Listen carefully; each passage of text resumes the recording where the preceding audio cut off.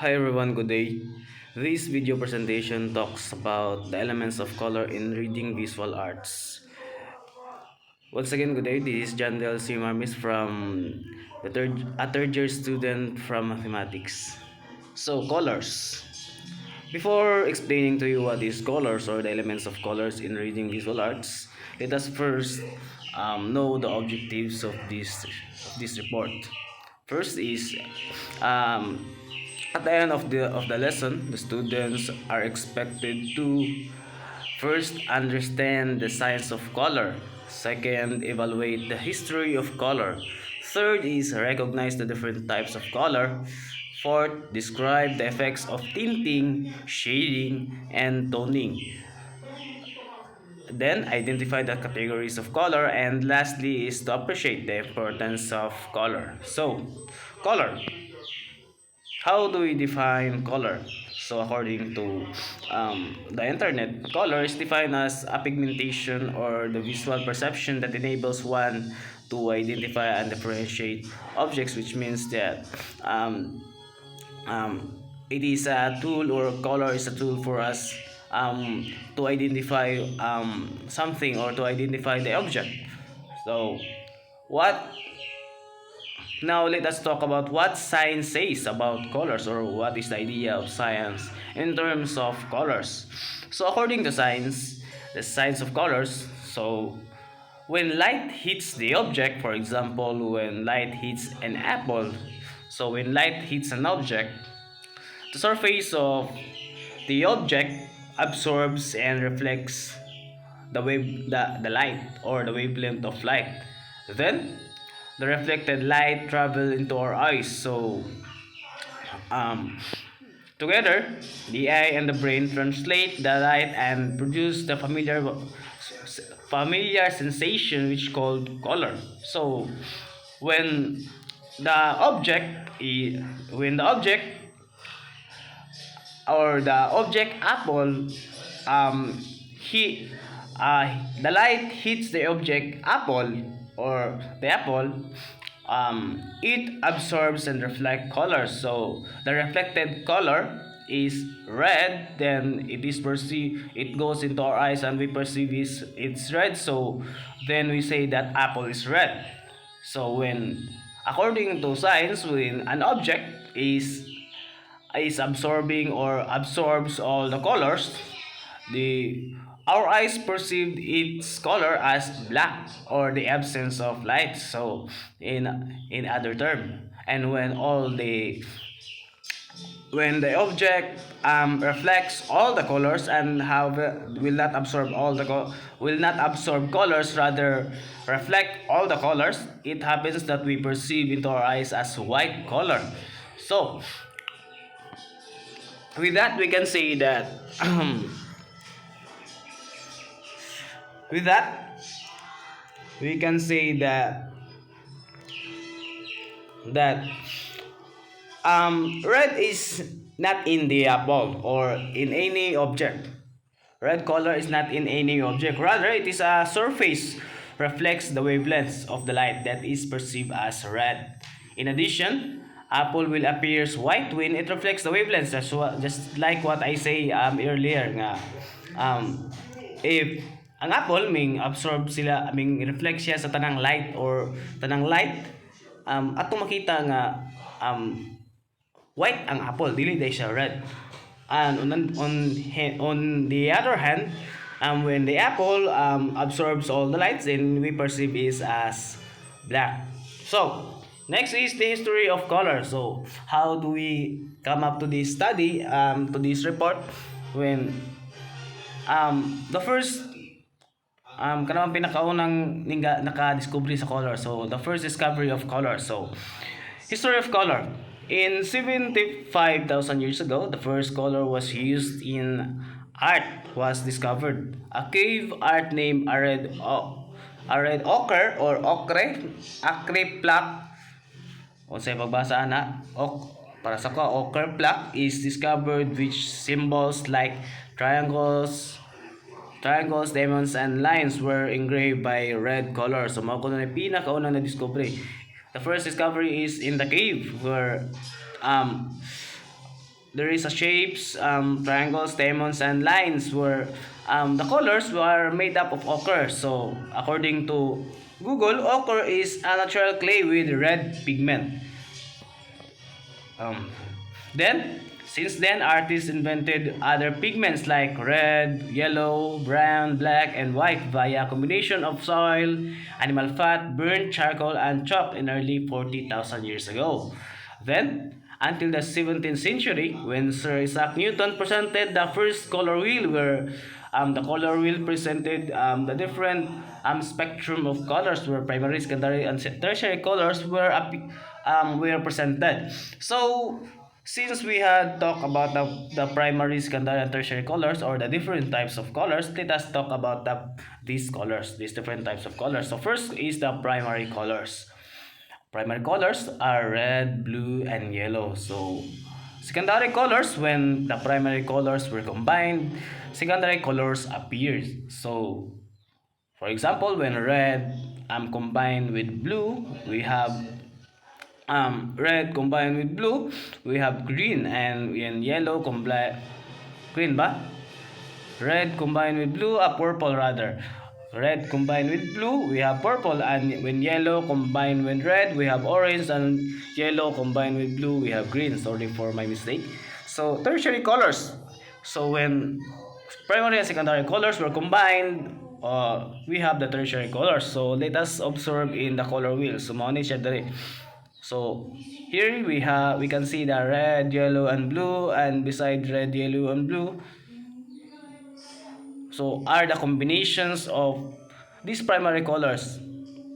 Then we can see that red when combined with blue, we have purple, and when red combined with blue, which is red is a dominated color or the dominant color, we have the red purple, and when red combined with blue, um, and the dominated one or dominant one is blue, we will have the blue purple. So dasayo na kay sa sabton kung magmix kag red ug blue, kung 1 is to 1 ang mixing, so mahitabo nga we will going to result a purple color. When kung ang mixing po niya kay 2 is to 1, so it's either red kung asa ang dominant nga color, mo to'y mas moduol sa primary color.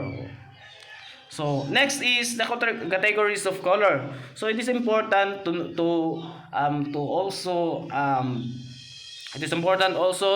understand the categories of color, since colors have meanings. So first is the warm color associated with sunny days. Example of these colors are red, orange, yellow, and other warm colors. So next is the cool colors. So cool colors are associated with rainy days, like green, blue, violet, and other colors. Also, there are also the third category, or the neutral colors, commonly combined with other categories of color.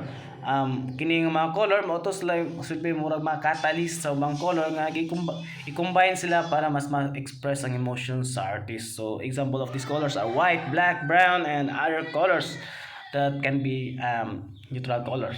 So what is the implication of the categories of color, which are the warm, cool, and neutrals? How do this implies to the observer? So warm colors are perceived to the observer as closer to the observer, and cool colors appear to be farther from the observers. Neutral colors is impressions depend upon the colors around them. So next is we will talk about tinting, shading, and toning. So tinting, shading, and toning belongs to the value of colors. So according to this, tinting is simply adding white to the individual color to make it lighter. No, it's not value of colors. It's the intensity or the chroma of colors. So, sorry for what. Ang value of colors diay kay mao na siya ang the lightness and darkness sa colors nga imong gi-apply. So, when you apply red and light lang kay siya, then or dark lang kay siya, mao na siya ang paghatag or pag value sa color, pag unsa nga gikinaghanon ang imong gibutang. So in other element of color is the intensity, or it can be called chroma, or the intensity and chroma. So yeah, um, the tinting, shading, and toning belongs to the chroma, and tinting is simply adding white to the individual color to make it lighter, and shading is where an artist add black to an individual color to make it darker, and toning is where artists add the combination of white and black to the color. So simply, kung we have the color red and we add white color to make it lighter, then it is called tinting. And if we add black to make it darker, then it is shading. And if we add both white and black, then it is called toning. So also, when artists use individual color to create an artwork and use tinting, shading, and toning, the artwork is considered as monochromatic. So have we um seen such an art which uses only one color? So naay mga color nga, naay mga art nga, or there is an art that is that only one color is used. Ang ilahalang technique is called tinting, shading, and toning, where they control the the value, or they control the intensity of color that is used. So kani siya matawag nito siya nga value or the intensity of color that is used. So example is the still life with green apples by Paul Cézanne 1873. As we observe in this picture, we can see the green apples nga um green apples and its surroundings, which is almost composed of green colors, although there are we can observe that there is brown color na po yung mga black ragit po kayo, but the majority of the picture is composed of green color, which is called a monochromatic painting, or monochromatic art. Next is the importance of color. So why is it important to understand color? So simple. It is important to understand colors, since mostly of the population of the world is makakita siya visual um, kanang makakita. So in our everyday life, we use our eyes to see things. So if we understand color, then we can understand clearly what are things going around us. So in the field of reading visual arts, it is important to understand color, since it is a key to understand what the artist trying to send to its observer, or to its receiver. So for example, an artist is painting something and we don't know what is the meaning of colors, then we can't understand what is their message. So importance of color. So some think that black colors implies bad luck, but for some it is also can be considered as good luck. So kinsay maka-appreciate aning cat nga kanang cute ni siya, pero for some it is perceived as kanang bad luck. For example, kanang magbaklay ka sa dalan, or naay mo tabok nga itom kuno nga iring, so dili na kamadayon sa mong lakaw kay bad luck kuno na siya. So according to some cultures and traditions and beliefs, so mo na siya. So with this, maingon nato nga colors are the colors that ang meaning sa colors there is affected also by our traditions and beliefs. Next is red color. Sometimes red color may seem some as aggression, power, or danger. But some, in other hand, it may look like red may look like as love, romance, and passion and desire. So, wala siya. Next is purple. Oh, wala man diri ang itong mga color. Basta kay i-disregard sa aton ng picture ha. Na guba ang atong slide sa cellphone ra maguli nga video. So, according to this point, men love to wear black or blue, while women wear to love what want to wear love to wear red color. Sorry for the typographical error. So, according to this point, that men loves um to use things that is colored red, blue or black, while women or girls try to use colors that is mostly composed of red color. So in also in other studies, women sees purple violet as second of the most favorite color, but for men, purple is the second most hated color. So with these 2 points, kining men love to wear black and blue, while women love to wear red color, and sa isang point, which is women sees purple as their favorite color, while men is sees purple as the most hated color, one of the most hated color. Then we can conclude that the perception of color is can also be influenced by gender. So mo to ang una natong kuan is color is influenced by our beliefs, our traditions, and also color is influenced by gender or sexes.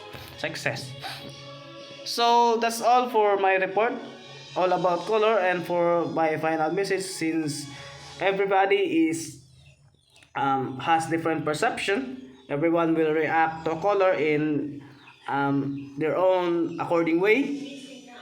So color may influence each one of us in unique way. In addition, there are various ways like culture, gender, and interest how color give impact to us as an observer. With that, as let this report be part of our everyday reading of visual arts. Thank you for listening, and once again, good day.